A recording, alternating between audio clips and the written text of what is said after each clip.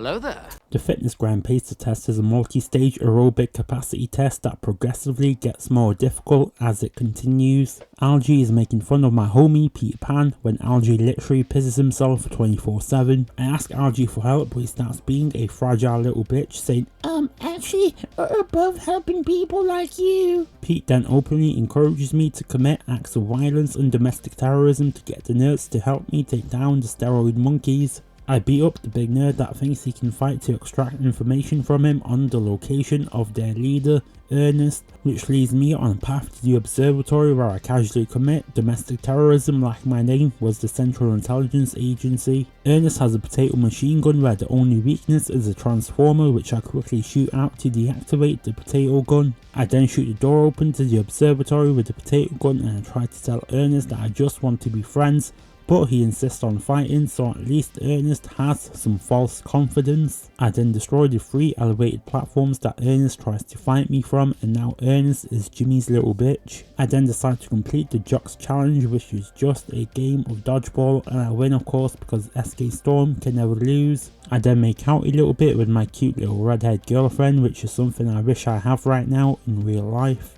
Algie then commits the biggest act of cringe, which is trying to be black. Yeah, well, Cat, looks like your homies took care of some lames for us. Bruh. Don't get fresh with your homies. Can you please talk normally? This is my normal style of rapping, bro. Bruh. Cultural appropriation aside, Algie sends me to the carnival to save his buddies from the Jocks who are coming to take over the nerds' funhouse. When I arrive at the funhouse, a bunch of nerds are getting beaten up, so I deliver vengeance to the Jocks. I then casually commit some attempted murder on some Jocks because putting people in life-threatening situations is almost as funny as invading third world countries. I then violently assault a few more Jocks at some control panels because violence is the answer to everything. Is your wife cheating on you? The solution is violence. Does your girlfriend refuse to give you a blowjob? The solution is violence. Is a homeless man asking you for money? The solution is violence. The nerds pay me with a used condom and laxatives for saving them.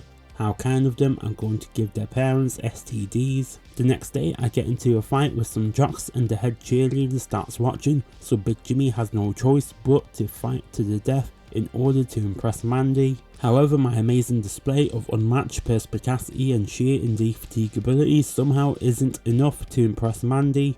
That epic showcase of fighting skill was for nothing. Nice shoes. Let's make out. Reject.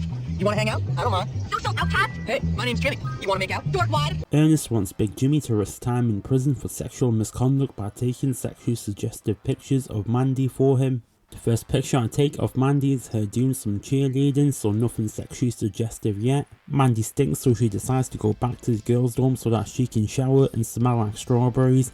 And if you've seen my last Fallout 4 video, you'll know what Shampoo McTavish has been doing to strawberries. So I climb into the attic of the girls' dorm like an unregistered sex offender so that I can take a picture of Mandy in the shower. Mandy is also apparently blind because she doesn't spot Big Jimmy literally outside the showers. I then take one last picture of Mandy shaving her legs, I guess. I don't know, I can't really tell what she's doing. I give Ernest the sexually suggestive pictures that I've took of Mandy and hand him all legal ownership of these pictures so that Big Jimmy won't have to face any potential charges of sexual misconduct in the future because the pictures don't belong to him, they belong to that little virgin Ernest. I then get some expensive fresh drip for Big Jimmy because if Big Jimmy wants to get his Big Jimmy wet, he needs to commit mass genocide in Ethiopia. And yes, I did buy Big Jimmy a fedora because fedoras are scientifically proven to be pussy magnets. The next day the nerds are scrambling because the Jocks are coming to beat them up, so I single-handedly defend the observatory for the nerds because I am Big Jimmy, not Pussy Jimmy. Ernest comes up with a plan to steal the school mascot outfit before the big game happens, so I go out and harass the school mascot with domestic terrorism. The Jocks start chasing me for harassing the mascot, but the nerds come in clutch and then I have a fight against the mascot where I strip the person down to his underwear against his will. This is just a sexual harassment case waiting to happen. Mr. Galloway is still an alcoholic that refuses to quit. I admire that attitude because quitters never win. Galloway then starts complaining about Hattrick being a dickhead chatting shit about him, so I offer him my vandalism service for free. I then grab Mr. Hattrick's rear bumper whilst I'm on my skateboard so that I can follow him home to do some friendly vandalism. I smash some flower pots and windows, and then Hattrick calls the police, so I have to do some Metal Gear Solid vandalism. Eventually I do enough damage to Mr. Hattrick's property and I make a run for it from the authorities, because vandalism isn't the only thing I could be charged for due to some previous sexual misconduct that Big Jimmy could easily get exposed for. The Industrial Revolution and its consequences have been a disaster for the human race. Anyway, Mandy is upset because there are sexually suggestive pictures of her posted up across not just the school but also the town. She tells Big Jimmy, "My life is ruined. Please do something about the posters for me. I'll suck your dick dry." Never say no to a blowjob. I spray paint over the 2 posters of her at school, and then I head into town to spray paint the posters across town. Putting up the posters just in the school is enough, but across town is just pushing it to another level. I get back to Bullworth Academy where Mandy makes out with Big Jimmy before heading back to his room to give him a blowjob. I visit Miss Phillips, who is clearly high on LSD. I think I have finally caught the essence of what it means to be a banana. I really feel my work is moving forward. Mr. Galloway is an alcoholic and Miss Phillips likes to consume psychedelic drugs when she isn't teaching art.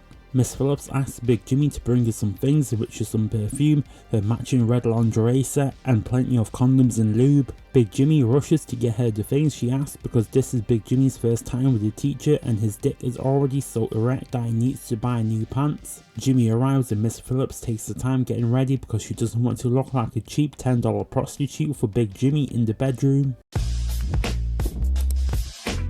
After a wonderful night of passionate lovemaking, it turns out that Mr. Galloway has admitted himself into a mental institute because Mr. Hattrick has somehow managed to manipulate Mr. Galloway into turning himself into the mental institute. Here's a good piece of advice for all you lonely guys out there like me. If you want a girl who is extremely loyal to you, just break into an insane asylum and pick the hottest crazy bitch you can find and break her out so that you can start a happy family together. I then find Mr. Galloway talking to the voices in his head. "I'm in your walls, I'm in your walls, I'm in your walls." Mr. Galloway thanks me for breaking him out of the mental asylum, and then I head back to Somalia to murder some illegal Chinese immigrants. The big game is coming up, so I visit Ernest, who's looking at some very questionable pornographic material. "Candy from Ohio, you would be a fair queen for me in that little thong, and with those massive piles of silicone.